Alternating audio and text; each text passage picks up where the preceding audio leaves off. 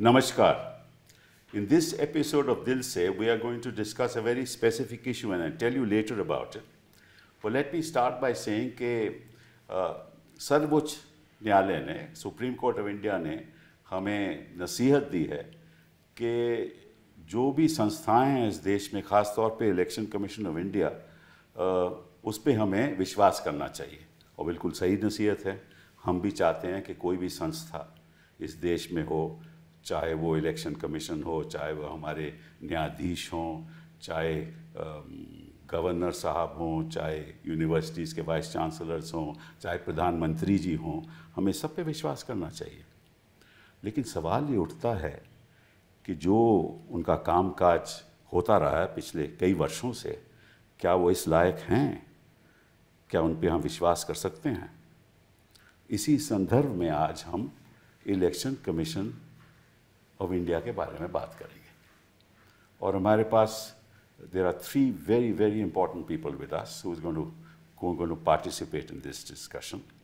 बाईं तरफ हमारे पास जस्टिस मदन लोकुर हैं और ये सुप्रीम कोर्ट के जज भी रह चुके हैं 2012 से लेकर 2018 तक। ये पहले दिल्ली हाई कोर्ट में जज थे, कई साल जज यहाँ रहे, एक्टिंग चीफ जस्टिस भी रहे, उसके बाद chief justice of Guwahati high court बने, वहाँ के बाद ये आंध्र प्रदेश चीफ जस्टिस बने और फिर सुप्रीम कोर्ट आए। और इनके बारे में कहा जाता है कि ये बाबुक तरीके से बहुत खुलेआम जो स्पष्ट बात है वो कहते हैं और इनका जो मॉरल फाइबर है वो जाहिर है कि जिस तरह से बयान देते हैं कि ये चाहते हैं कि हमारी संस्थाएं वाकई में विश्वास लायक हों। Thank you very much sir for being here. Thank you. Lavasa साहब यहाँ मेरी दाईं तरफ से, ये दिल्ली यूनिवर्सिटी से इन्होंने अपना एमए लिटरेचर किया, उसके बाद एमफिल किया मद्रास यूनिवर्सिटी से, और ये 1980 बैच के आईएएस ऑफिसर हैं और हरियाणा काडर में इन्होंने सर्व किया। उसके बाद ये यहाँ सेक्रेटरी बने गवर्नमेंट ऑफ इंडिया के एनवायरनमेंट एंड फॉरेस्ट, और उसके बाद फिनेंस सेक्रेटरी। उसके बाद 2018 में आप इलेक्शन कमीशन में आए और इलेक्शन कमिश्नर बने 2020 तक, और बीच में कुछ इधर उधर की बात हुई, उसके बारे में हम चर्चा नहीं करेंगे। और फिर उसके बाद आप वाइस प्रेसिडेंट बने एडीबी के, एशियन डेवलपमेंट बैंक के, और अब वो टर्म आपकी 2023 में ख़त्म हो गई। Thank you very much for being here. मेरे दोस्त, ख़ास दोस्त दुष्यंत दवे जी, सीनियर एडवोकेट सुप्रीम कोर्ट में, यहाँ ये सुप्रीम कोर्ट में 1986 में आए, पहले गुजरात हाई कोर्ट में थे, और इनका मतलब कि 4 डेकेड्स का एक्सपीरियंस है। और मैं सोचता हूँ कि हिंदुस्तान में अगर कोई ऐसा वकील है जो निडर होकर देश को बताता है कि किस तरफ हमारी कोर्ट्स जा रही हैं, ऐसा व्यक्ति आपको मिलेगा नहीं। और इन्होंने बड़े बड़े केस किए, लेकिन he is a man who fights the establishment wherever he finds that moral fibre that Lokur साहब always upholds is lacking. Thank you very much, Dushyant. You've been president 3 times of the Supreme Court Bar Association, so you're a leading lawyer of this country. Plus, you write so many fascinating articles in national newspapers. So thank you all for being here. शुरुआत मैं करता हूँ एक बयान से। वो बयान बड़ा इंटरेस्टिंग है, और बयान मोदी जी का है, और मई 8, 2014 आजमगढ़ से मोदी जी ने कहा, and I will read. Election commission के बारे में इन्होंने आरोप लगाया, and I am quote, polling should be free and fair. I accuse the election commission of being partial and biased. May 8, 2014। May 4, 2014 में आसनसोल में इन्होंने कहा कि why aren't election commission, quote, why aren't you doing your duties? What are you thinking? EC must do its duty. आज उलट हो गया सब। विपक्ष के लोग कहते हैं कि we must do our duty, election commission must do our duty. आप समझते हैं लवासा साहब के election commission is doing it's duty in the present since 2014? Thank you very much. देखिए, इलेक्शन कमीशन जो संस्था है, पहले भी मैं कह चुका हूँ कि वो एक रेफरी की तरह है और उनसे इतनी ज़्यादा अपेक्षा, there are so many expectations that everybody has from the election commission, specially during the elections. I think Election Commission is positioned in such a place that its independence, its efficacy, effectivity is judged by how it deals with the ruling dispensation. Yeah. Not how it deals with the opposition, which considers that it is the underdog. And that is why you will find that in election after election, you quoted one instance, those who are in the opposition, they always consider, or let's say put the Election Commission on notice that it is under watch and that its actions will be judged by the people in the way it performs. Now, having worked in the Election Commission, I can safely say that there are a lot of systems within the Election Commission which guide the action of the Commission and its entire machinery. They are accountable, held accountable for whatever they do or whatever they don't do. So there is a mechanism of accountability within the Election Commission. But as you said, and as it has been widely being reported in the media, that for some reason people feel that Election Commission has not been doing its. नहीं ये तो आपने कानून की बात कर दी, मैं तो मतलब वास्तविकता की बात पूछ रहा हूँ आपसे. I was coming to that. तो मुझे लगता है कि जितनी ट्रांसपेरेंसी और प्रॉम्प्टनेस से इलेक्शन कमीशन काम करेगा, तब लोगों के दिमाग में शक नहीं होगा. जहाँ, and you know the famous saying that delay breeds corruption, similarly delay breeds suspicion. So if the action of the Election Commission gets delayed, then it is bound to create apprehensions in the minds of the people, which is what is happening. मैं delay की बात नहीं कर रहा. I'll come to that a little later. जिस तरह से बयानबाजी हो रही है, प्रधानमंत्री जी कर रहे हैं, जिस तरह से हमारे होम मिनिस्टर साहब अमित शाह जी बयानबाजी कर रहे हैं, जिस तरह से बाकी लोग भाजपा के कर रहे हैं और ऐसे ऐसे आरोप लगा रहे हैं और जिस तरह से विवाद पैदा कर रहे हैं समाज में, जिसके ऊपर election commission of India action नहीं लेती और आपको मालूम है, उसके बारे में हम चर्चा करेंगे अभी. तो उसके बारे में आप क्या कहते हैं? जैसा मैंने कहा कि मैं तो इस पक्ष का हमेशा से रहा हूँ और अभी भी हूँ, that there should be complete transparency in the functioning. Every complaint should be put on the website of the Election Commission.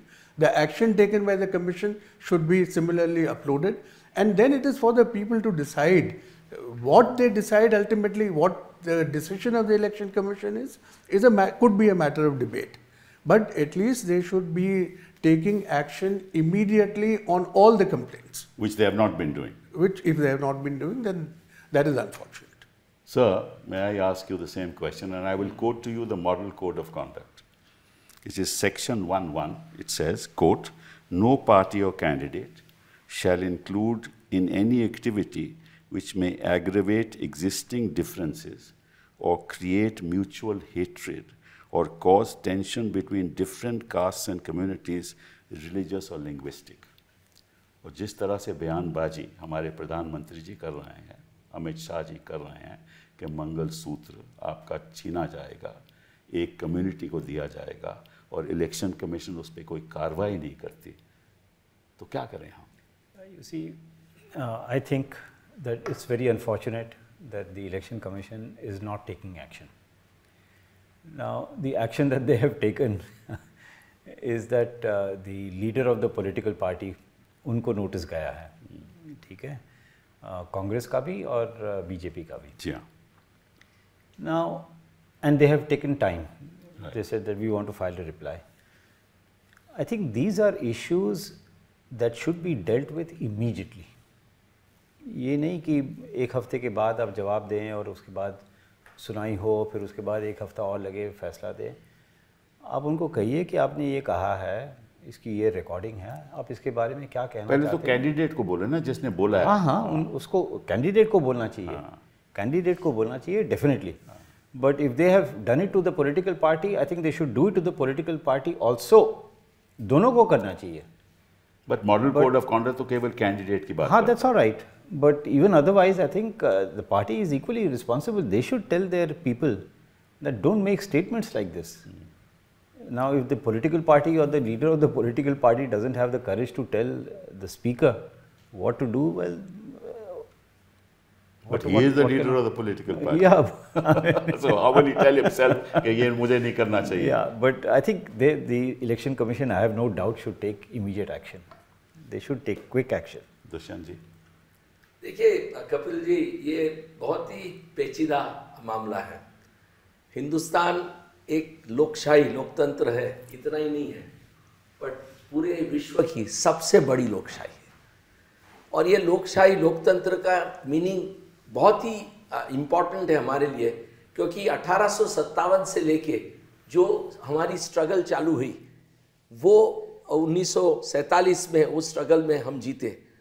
उस दौरान लाखों हिंदुस्तानियों ने अपनी जान गंवा दी, लाखों हिंदुस्तानियों ने अपने परिवार को खो दिए, अपने पूरी संपत्ति खो दी, अपनी शांति खो दी, करोड़ों लोगों ने जेल गए, और ये सब बलिदान देने के बाद आपको लोकशाही मिली है। अब उस लोकशाही को बचाने के लिए हर एक प्रयत्न नागरिक को करना पड़ेगा, किंतु जो कॉन्स्टिट्यूशनल फ्रेमर्स ने स्कीम दी है कॉन्स्टिट्यूशन में, और जो जो इंस्टीट्यूशंस को खड़े किए, इलेक्शन कमीशन ऑफ इंडिया एक है, जुडिशरी दूसरी है, इनको चेक्स एंड बैलेंस रखते हुए उनको ऐसे ठोस कदम उठाने चाहिए कि भाई ये लोकशाही को किसी तरह से आंच ना आए, इसको किसी तरह से धक्का ना लगे। अब ये बहुत ही इंपॉर्टेंट है। देखिए, एक बहुत इंटरेस्टिंग ऑब्जर्वेशन है कि जब फंडामेंटल राइट्स कमेटी मिली थी under the chairmanship of Sardar Patel, none other than Sardar Patel, उन्होंने तो यहां तक बोला था कि right to vote should be part of fundamental rights under article 19, किंतु वो एक्सेप्ट नहीं किया गया। बट यहां तक अगर कॉन्स्टिट्यूशनल फ्रेमर्स मानते थे कि लोकशाही का वो महत्व है, आज हर एक इंसान जो नागरिक जिसको वोट का हक है, जब वो वोट करता है तो उसके मन में ऐसी कोई शंका नहीं रहनी चाहिए कि मेरा वोट सही दिशा में गया है कि नहीं गया है। और मेरे वोट लेने के लिए अगर कैंडिडेट मेरे वोट को डिफ्लेक्ट करने के लिए ऐसी प्रैक्टिसेस अडॉप्ट करते हैं जो सही नहीं है, जो कानून में सही नहीं है, तो ऐसी प्रैक्टिसेस को रोकने के लिए, उसको जड़ से खत्म करने के लिए इलेक्शन कमीशन की एक नैतिक और कॉन्स्टिट्यूशनल जिम्मेवारी है। इसके लिए तो जरूर कह सकता हूं कि प्रधानमंत्री के जो विवादास्पद स्पीचेस रहे पिछले 2 हफ्ते में, वो एकदम माइनॉरिटी कम्युनिटी को टारगेट करते हुए, और वो क्लियरली रिलीजन का इस्तेमाल करते हुए हिंदुओं से वोट की अपेक्षा कर रहे हैं। अब ये this is clearly unlawful. Section 123 में इसका क्लियर प्रोहिबिशन है, मॉडल कोड ऑफ कंडक्ट में तो है ही। तो ऐसा तो नहीं हो सकता है कि भाई आपने कर लिया और कल आपका इलेक्शन इलीगल ठहराया जाएगा। Election commission has to make sure कि कैंडिडेट और उसकी पार्टी ऐसे विवादास्पद विधान न करे जो कि कानून के खिलाफ है, और उसको आज ही रोक दे, नहीं कि इलेक्शन के बाद उस कैंडिडेट को आप बोले कि आपका इलेक्शन इलीगल है। और सुप्रीम कोर्ट की कॉन्स्टिट्यूशन बेंच ने तो बहुत क्लियरली बोल दिया है कि किसी तरह से आप धर्म का या कास्ट का या कम्युनिटी का कोई ऐसा विवादास्पद उपयोग करे अपने इलेक्शन में वोट लेने के लिए, तो it is illegal, you are liable to be disqualified. मैं आपसे एक सीधा सवाल पूछूंगा आप तीनों से, और मैं आपको बयान पढ़ना चाहता हूँ। प्रधानमंत्री जी ने, और ये मैं आपको डेट भी बता दूँ, 21 अप्रैल 2024 में बांसवाड़ा में उन्होंने ये कहा, and I read it in English and explain. When the Congress-led government was in power, they had said Muslims have the first right over the country's assets. This means that they will distribute wealth to those who have more children and those who are infiltrators. Is this acceptable to you? Is the quote. मतलब कि आप जो देश की संपत्ति है वो उन लोगों को देने जा रहे हैं कांग्रेस पार्टी जो घुसपैठी हैं, जो इन्फिल्ट्रेटर हैं। क्या और दलील की समाज के सामने कि क्या आप ये बात स्वीकार करोगे? Now this is a direct violation of section 153A of the penal code, right? It is a direct violation of the moral code of conduct. There is no need to give any notice to anybody. Even if you have to give notice, you give a notice for 1 day. तो मैं आप तीनों से ये सवाल पूछा हूँ, in the light of this बयान, what should the election commission have done? I think they have to act. They had to act immediately. There is no option. In the good old days, जैसे आपको याद होगा कि जब cricket match होते थे और जब DRS और सब नहीं होता था, तो अंपायर को ही फैसला करना पड़ता था कि भाई वो तो ठीक है, वो नहीं कर रहे, पर आप नहीं, मैं वही कह रहा हूँ। और फिर ये हो गया कि उसको DRS की फैसिलिटी मिल गई, तो चलो इमीडिएटली नहीं किया, 2 मिनट बाद 1 मिनट बाद फैसला उसको तुरंत करना चाहिए था, तुरंत फैसला करना चाहिए। और ये तो उल्लंघन है, ये तो उल्लंघन है, जो साफ है। नहीं, उल्लंघन है या नहीं वो तो नहीं, वो इलेक्शन तो कमीशन डिटरमिन मैं करेगा। आपकी राय पूछ रहा हूँ, ये हम आपके मेरी राय में तो कोई भी रेफरेंस किसी भी रिलीजन की तरफ, मैं आपकी पूछ रहा था, not only this, any reference to any religion during election, I think is a ये रिलीजन की भी बात नहीं है। ये आप कह रहे हो कि देश की संपत्ति एक पार्टी चाहती है कि घुसपैठियों को दी जाएगी जिनके ज्यादा बच्चे हैं। ये तो मतलब कि इतना विवादित बयान है, मैं सोच भी नहीं सकता कि इलेक्शन कमीशन कोई पार्टी को नोटिस देगी। इस बयान से तो आपको तुरंत ये कहना चाहिए कि प्रधानमंत्री जी अब प्रचार नहीं कर सकते कुछ दिनों के लिए। मेरी ये राय है, हो सकता है कि मैं गलत हूं। देखिए, मैंने कांग्रेस का मैनिफेस्टो बहुत केयरफुली पढ़ा है, कांग्रेस पार्टी का, और कांग्रेस पार्टी के मैनिफेस्टो में एक शब्द नहीं है जो ऐसा बोलता है Correct. कि वेल्थ लोगों से लेकर किसी और लोगों को दी जाएगी। इनफैक्ट कांग्रेस पार्टी के मैनिफेस्टो में ये यहां तक लिखा है कि देश में वेल्थ क्रिएट करने के लिए हमें बिजनेस कम्युनिटी को एनकरेज करना चाहिए। करेक्ट। कांग्रेस पार्टी ये बोलती है। कांग्रेस पार्टी का मैनिफेस्टो पूरा हमारे संविधान के जो प्रियम्बल है, उसके जो हमारे कॉन्स्टिट्यूशन के मेन ऑब्जेक्टिव्स है, उसके पर आधारित कि equality, social justice, equal distribution of wealth amongst all citizens, ऐसी कोई बात नहीं है। प्रधानमंत्री जो बोले हैं वो सरासर झूठ बोले, और ये बहुत दुख की बात है कि एक दुनिया के सबसे बड़े लोकतंत्र का प्रधानमंत्री ऐसा झूठ बोल सकता है।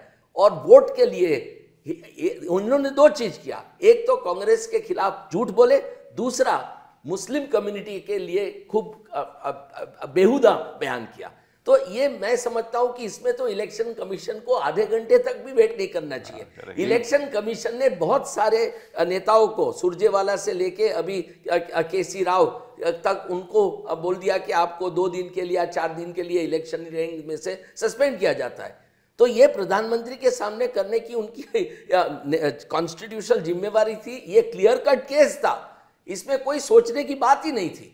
और बिकॉज ये दिखाता है क्लियरली ये जो बिहेवियर है, और इसके बाद भी उन्होंने 3 दिन लगातार ऐसे विवादास्पद विधान किए हुए हैं, ये क्लियरली दिखाता है कि election commission has forfeited its right to be election commission. मैं तो कहता हूं कि election commission frankly deserves to be suspended during this election. ठीक है, आपने मर गया, because this is not the way election should be conducted. It is a great disgrace that this election is going to be so damn polarized that people will be, even right thinking people.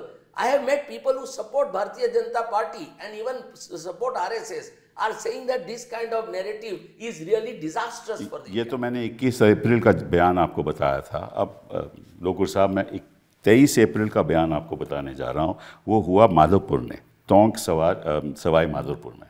तो उन्होंने कहा कि manifesto, Congress party के manifesto ये लिखा है कि आपकी संपत्ति को सर्वे करेंगे और आपके स्त्री धन और मंगलसूत्र को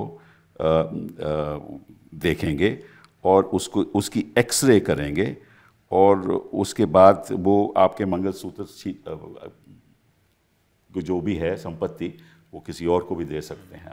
तो the exact words are, you would know that they have written in the manifesto that they will survey your property, survey the Istridhan, the Mangal Sutra held by our mothers and sisters. One of the leaders said in a speech that the X-ray will be conducted, meaning if there is anything kept in the Bajra box inside your house, then that too will be discovered through the X-ray. Yeah.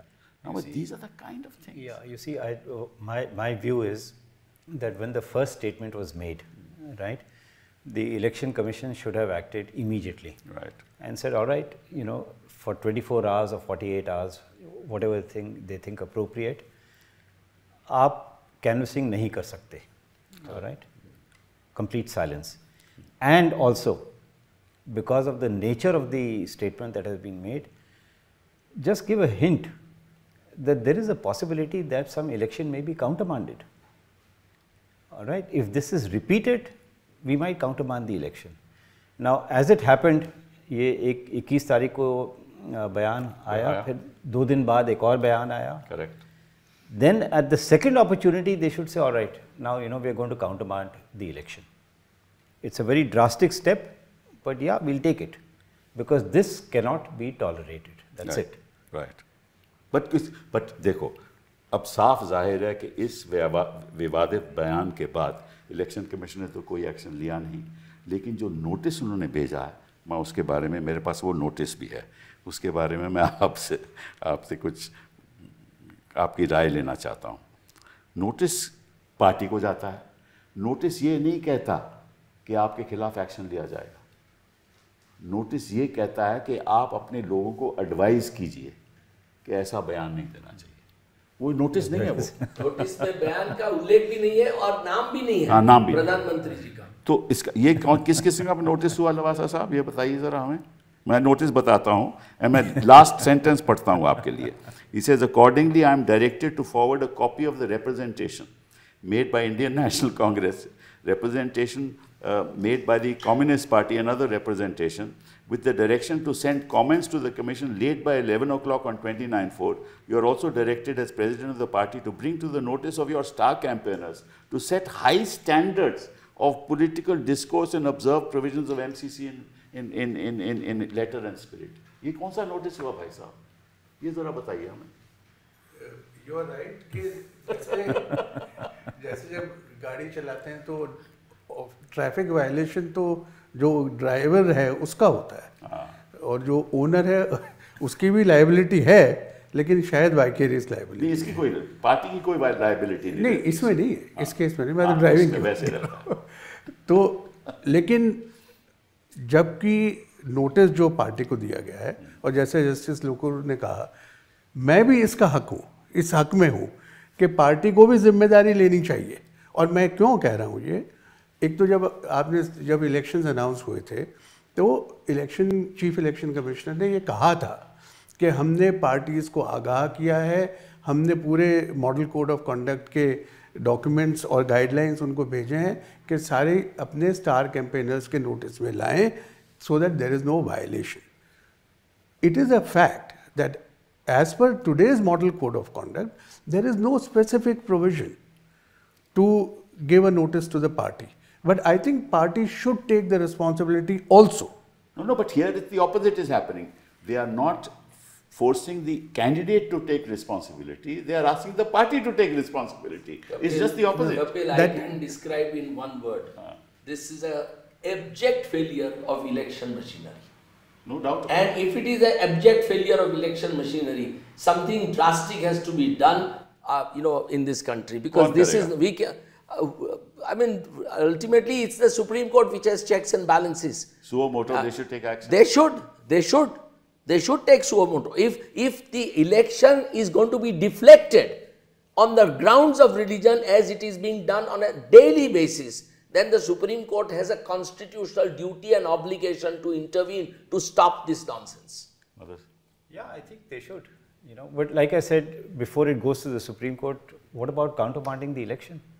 Election national countermand. No, not national. That the election commission will do. Yeah. If it is not willing to even give a notice to Mr. Modi, it's not going to do countermanding. जो आपने कहा वो हो नहीं सकता, because ये election किसी एक election के लिए नहीं है. This is national. No, I know, but the place where the speech was made, that particular election in No, that but that's particular on constituency. Congress manifesto impacts every constituency in this No, country. correct, but then Therefore, you- it can't Kapil, be- I think this- नोटरमान नहीं हो सकता। Kapil, I think this has vitiated the entire election process in the country.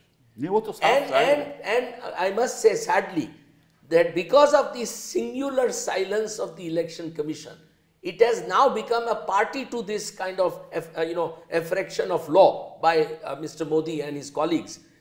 According to me, election commission is a co-conspirator, and it has therefore very seriously affected the very independence of this election process in 2024.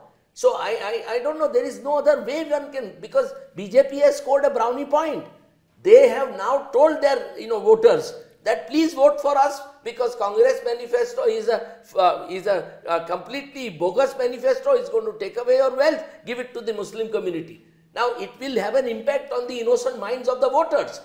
So how do you now cannot disabuse that mind? You can't disabuse that mind unless somebody like Supreme Court steps in and says that this was wrong, and therefore we tell people of the country that do not be swayed by this. Otherwise, how do you stop the damage? Shah आपको हाँ sir Sorry, just coming back to the so-called notice. I don't think it's a notice. It's not, that's what I said, it's not notice at all. It's like an advice. Exactly. Now that is not what the election commission is supposed to do. Exactly. I think they should have just given a notice and said, well, this is what has happened. शायद आप लोगों को मालूम नहीं कि 2019 से लेकर अब तक मोदी जी को इलेक्शन कमीशन ने लगभग 27 नोटिस दिए हैं। 27 कोई कार्रवाई नहीं आज तक। तो बताइए, हम सुप्रीम कोर्ट कहता है कि हमें इलेक्शन कमीशन पे विश्वास रखना चाहिए, तो कैसे कोई विश्वास रखे? किस आधार पे हम विश्वास करें इलेक्शन कमीशन ऑफ इंडिया का? इलेक्शन कमीशन ऑफ इंडिया क्या has it become the long arm of the government कि जो सरकार कहेगी वो इलेक्शन कमीशन करेगी? तो तभी तो शक पैदा होता है कि अगर यही काम कर रही है इलेक्शन कमीशन तो मशीन पे भी शक पैदा होता है। देखिए, सुप्रीम कोर्ट के जजेस आइवरी टावर में तो नहीं रहते हैं, रोज अखबार पढ़ते हैं, उन्होंने भी देखा होगा, वो भी कानून जानते हैं, वो भी सेक्शन 123 जानते हैं, वो of representation of people act, वो भी मॉडल कोड ऑफ कॉन्डक्ट जानते हैं, वो भी 153A जानते हैं, वो भी सेडिशन जानते हैं। So these statements are, according to me, so serious. Absolutely. That's also likely to happen. Yes, they can do anything. Today the government can do anything. It's very When sad. it comes to citizens, when it comes to critics, when it comes to even stand-up comedians, this government has very unusual yardsticks, and sadly the judiciary is unable to protect. We are seeing time and again. I remember Bhagwati के वक्त में भगवती जज साहब कि वो खुद ब खुद सुओ मोटर नोटिस लेते थे, कोई ऐसी कोई बात हो खुद नोटिस लेते थे और सरकार को पूछते थे कि बताइए, जवाब दीजिए, चाहे वो राज्य सरकार हो चाहे वो केंद्र सरकार हो। अब यहाँ तो सुप्रीम कोर्ट कुछ करती ही नहीं है। लेकिन जो आपने मुद्दा उठाया, this is something, it's a wider discussion that I am now taking this forward to, कि under the representation of people's act आपने एक बड़ा अच्छा आर्टिकल लिखा था कि the model code of conduct needs reform, needs a complete overhaul, और मैं आपसे सहमत हूँ। लेकिन section 123 of the representation of people's act also needs a complete overhaul. मैं क्यों ये बात कह रहा हूँ? क्योंकि जो चैप्टर है करप्ट प्रैक्टिसेस का, वो कैंडिडेट सेंट्रिक है। If a candidate makes a false statement, which he knows to be false, that is section 123(4). जैसे आपने प्रधानमंत्री जी की बात की, मैंने आपको बयान बताया, he is not a candidate. He is making a statement on behalf of the party. Therefore, he can never be dealt with under 123 of the Representation of Peoples Act because it is candidate centric. So you need a complete overhaul of the system if you want to save democracy. This should not be limited to candidates alone. अगर कोई भी ऐसा बयान दे जब उसको मालूम है कि जो वो कह रहा है वो असत्य है और असत्य होते हुए कह रहा है, तो वो कैंडिडेट बन ही नहीं सकता। अगर ऐसा कोई लॉ होता तो प्रधानमंत्री जी जो ये बयान दे रहे हैं वो खुद कैंडिडेट नहीं बन सकते थे, अगर ऐसा लॉ होता, बट है नहीं। नहीं, this is exactly what I was saying कि जो मॉडल कोड ऑफ कॉन्डक्ट है, I think there is a need to revamp the entire code for several reasons. One of course is that उसके अंदर एक ये प्रावधान है कि आप कुछ भी कहें, वो अगर आप वोट मांगने के लिए कह रहे हैं, करेक्ट, तो वो एक टेक्निकलिटी है कि मैंने कुछ कह दिया, लेकिन मैंने ये तो नहीं कहा कि आप हमको वोट दीजिए या फलाने कैंडिडेट को वोट दीजिए. तो ये एक खामी है, and I think this needs to be removed. The other thing of course is that, as you said, candidates के ऊपर लागू होता है, गवर्नमेंट के ऊपर लागू होता है. पॉलिटिकल पार्टीज की जिम्मेदारी क्या है? वो कुछ भी नहीं है.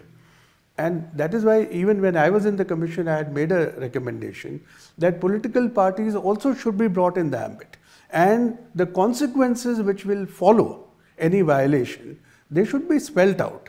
कि कैंडिडेट के खिलाफ ये कार्रवाई हो सकती है, स्टार कैंपेनर के खिलाफ ये कार्रवाई हो सकती है, पार्टी के खिलाफ ये कार्रवाई हो सकती है. So आप जो भी पॉसिबल कॉन्सिक्वेंसेज हैं उनको स्पेल आउट करिए. इसी संदर्भ में you have another article. So this is Article 123(3)(a), which again is candidate-centric. What it says is that the promotion or attempt to promote feelings of enmity or hatred between different classes of citizens on grounds of religion, race, caste, language, and this thing will set aside the election of the candidate. अब प्रधानमंत्री जी तो candidate है नहीं. नहीं, मैं आपसे इस बारे में सहमत नहीं हूँ, क्योंकि आज के दिन जहाँ इलेक्ट्रॉनिक मीडिया और प्रिंट मीडिया देश के हर कोने में पहुंचता है, तो प्रधानमंत्री is also a candidate in Varanasi.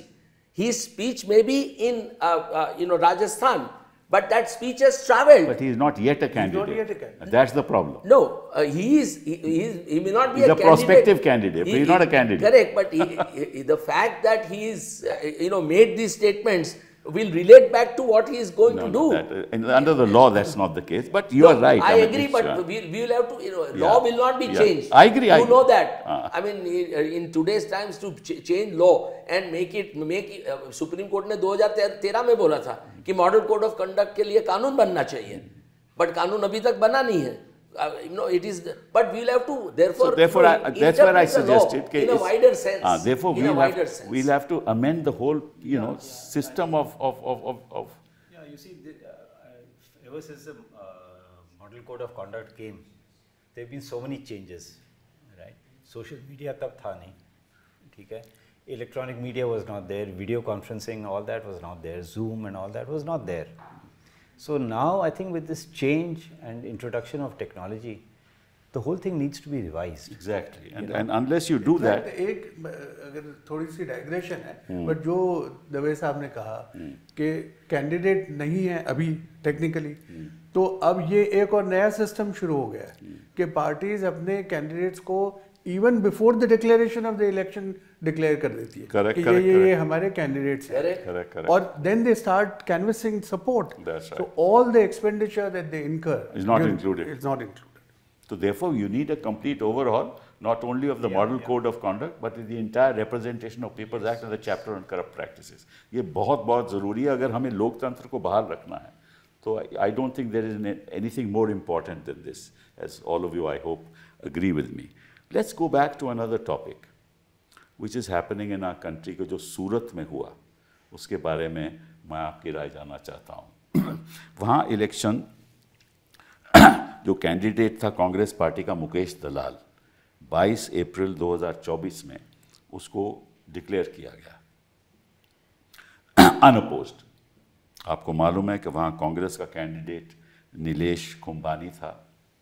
उन साहब ने अपने प्रपोजर्स के द्वारा नॉमिनेशन फाइल किया और 20 तारीख को वो प्रपोजर्स ने एक बीजेपी अधिकारी के पास जाकर, जो ओथ कमिश्नर भी था, वहाँ उन्होंने बयान दिए, एफिडेविट दिए कि हमने तो प्रपोज किया ही नहीं, ये तो हमारे सिग्नेचर ही नहीं है. और फिर वो जाकर बीजेपी का जो कैंडिडेट था उसके एजेंट ने वो जाकर डिस्ट्रिक्ट इलेक्शन ऑफिसर को दिए 20 तारीख को. इलेक्शन ऑफिसर ने कहा कि 21 तारीख को 11 बजे आप लोग आइए मेरे पास. 21 तारीख से पहले कांग्रेस पार्टी ने पुलिस में कंप्लेन कर दिया। तो जब कंप्लेन किया तो पुलिस ने ये सारे प्रपोजर्स को अपने सामने बुलाया और कहा कि साहब आप ये इनके कंप्लेंट कर रहे हैं कि आपको ज़बरदस्ती बयान दिए गए। उन्होंने कहा हमने कोई ज़बरदस्ती बयान नहीं दिए। हाँ, और पुलिस की स्टेटमेंट हो गई।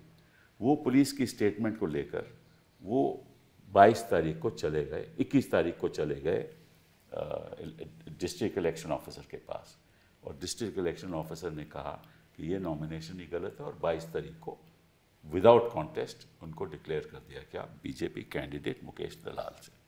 तो मैं एक सवाल छोटा सा पूछना चाहता हूँ, आप सबकी राय लेना चाहता हूँ कि डिस्ट्रिक्ट इलेक्शन ऑफिसर के पास क्या साधन थे जिसके आधार पे उसने ये फैसला किया कि एफिडेविट सही हैं और नॉमिनेशन फॉर्म के सिग्नेचर गलत हैं। उसके पास तो कोई साधन था नहीं। हो सकता है कि एफिडेविट इटसेल्फ झूठ था। तो उसने फैसला कैसे किया कि ये एफिडेविट सही है? उसने कोई कार्रवाई भी नहीं की। तो उसने, और इलेक्शन कमीशन ने एक्शन क्यों नहीं लिया?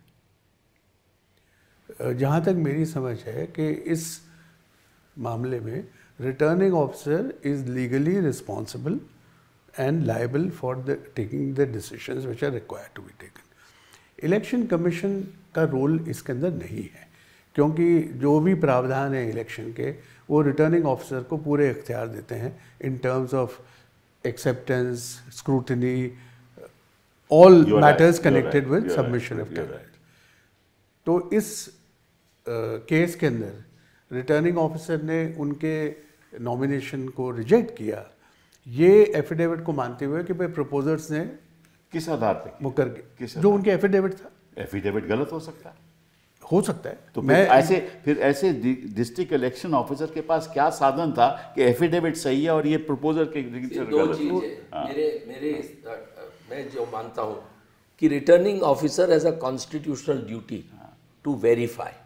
What will you verify? कि भाई आपने, and mind you the signatories were relatives of the candidate. That's right. They were not some strangers. Correct. Who had, whose signatures were obtained and put on that. Correct. They were the relatives, Right. blood relatives of the candidate. Right. Therefore, the returning officer had an obligation to have those signatures verified by an independent handwriting expert. Can't do it in one day.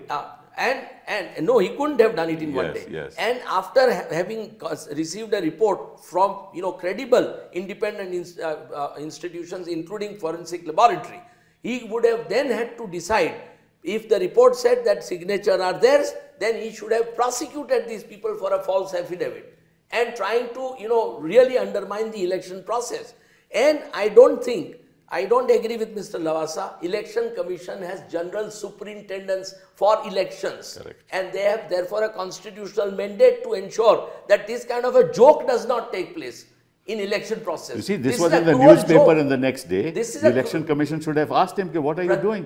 Kapil, this is a cruel joke on millions of voters of Surat. Correct. Who wanted to exercise their franchise and have been deprived. Correct. You don't look at the election from a candidate's perspective or a party's perspective. Correct. You have to look at it from a perspective of a voter. Right. He has a constitutional right to vote. Correct. Now it's all become a joke. So, not only that, इसके अलावा जो बाकी candidate थे वो भी सब withdraw कर गए। That is very important. Yes. That's a very important fact that all the others also withdrew. Yes. So that means कोई धांधलेबाजी हुई? हाँ. So yeah, ये तो the clear whole thing looks this very should be suspicious. countermanded. The election should be held afresh. It is a case where ED should investigate, according to me. Since ED investigates these days everything. You are looking. You are asking for manna from the sky. नहीं, but again, I would say that इसको आप दो अलग अलग ढंग से देखिए।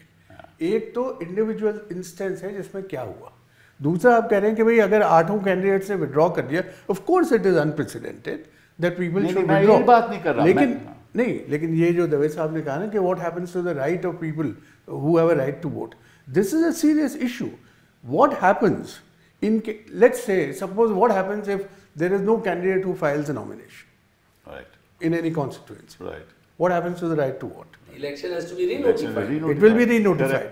If the second time nobody files But it. ये तो आप look, it's never happened in the history of India, so let's that's all not right. take examples. No, but this But ये भी तो नहीं हुआ पहले Kapil, कि 8 लोगों ने Lavasa withdraw sir कर will लिया। agree with me that this is yet again a very serious example of complete failure of election We must machinery. see. Look, Complete failure जो of जो election. जो दवे साहब ने कहा कि भैया आप एक्सपर्ट ओपिनियन लो. एक्सपर्ट ओपिनियन आपको मालूम है कि 10, 15, 25 दिन लगते हैं.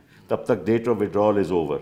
तो आप तो वो हो ही नहीं सकता. Therefore, he should have allowed the election to take place Correct. and challenge the election on the ground कि मेरे सिग्नेचर नहीं थे. वो तो खैर अभी Why भी should कर not सकते that हैं. not have happened? नहीं, वो तो अभी भी कर सकते हैं. देखिए सवाल अभी यही नहीं मैं कर कह रहा सकते हूँ. ना. नहीं, अभी तो he has been He has been declared. declared. नहीं, ही में डिक्लेरेशन नहीं, के बाद but नहीं. the person who challenge. should have got elected should have got elected, and if somebody wants to challenge it, challenge it. But how do you decide that this affidavit is false and my signatures are not? This is precisely what I am saying, It's that correct. during the election process, you tell me how many instances have there been where election commission would intervene.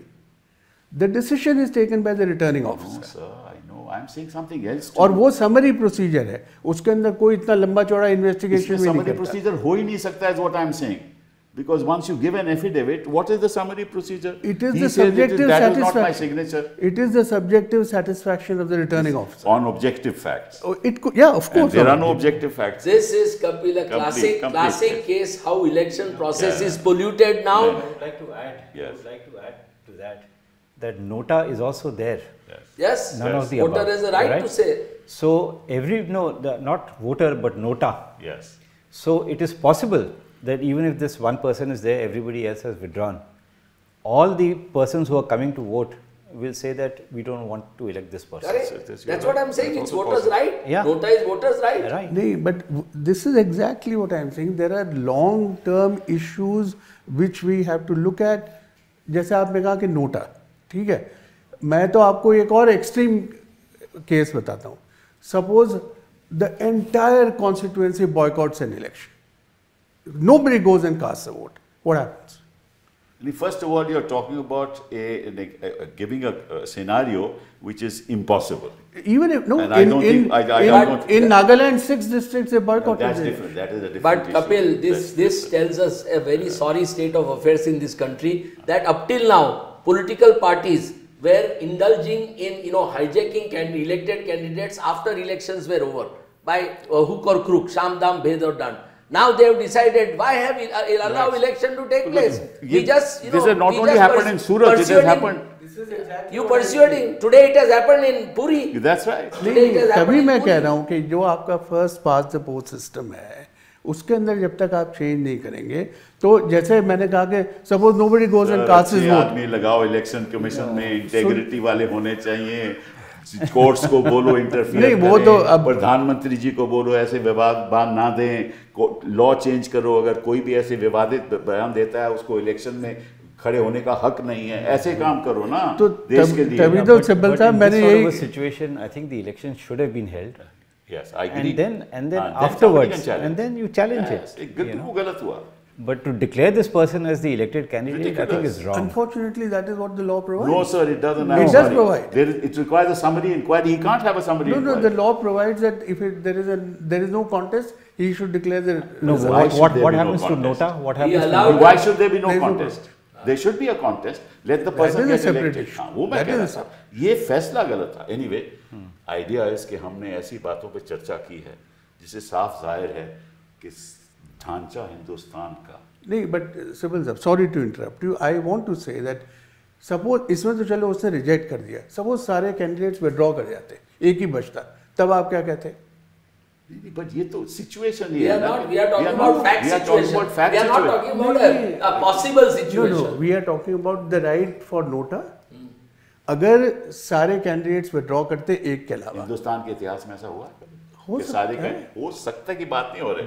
पर क्यों हुआ नहीं कभी? हुआ? हुआ है ना, अब तो हुआ है. What we are discussing अब तो is- हुआ A specific issue we are discussing. I think election commission should have intervened and should have changed the decision of returning. Absolutely. Yeah, It yeah. had a yeah. duty to do so. No doubt about it. ये तो Anyway, we end the discussion by saying that we need massive changes. Yes.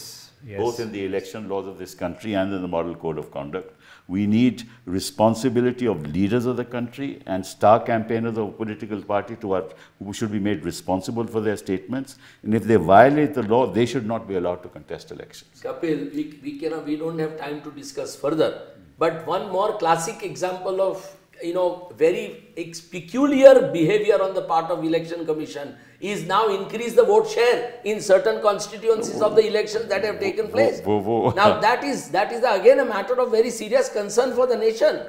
How it has happened that 5 to 6% vote share has gone up. No explanation by the commission. And in Tamil Nadu it has been brought down. Correct. So I think there is something very curious that's happening in this country which really raises very serious, I would say, citizens have a right. I don't agree with Supreme Court at all. We have a right to distrust constitutional institutions. That's my fundamental right. It is for them to prove that we are worthy of your trust by their conduct. Well, it seems to us and seems to, I think, all of us perhaps, that many of these institutions are really not worthy of trust. And we have a right to attack them. I don't think the Supreme Court should remind us that we have no right to. I mean, I'm really disappointed. The institution that I love the most, Supreme Court, has said something like that. It really... I agree that yes, they do owe an explanation, and let people decide whether that explanation is credible or not. How will people decide, sir, if the election is vitiated? No, immediately they have to explain. But why they have not. They have not. Why there is a change? Why have they taken 11 days or taken 4 days in another case? But anyway,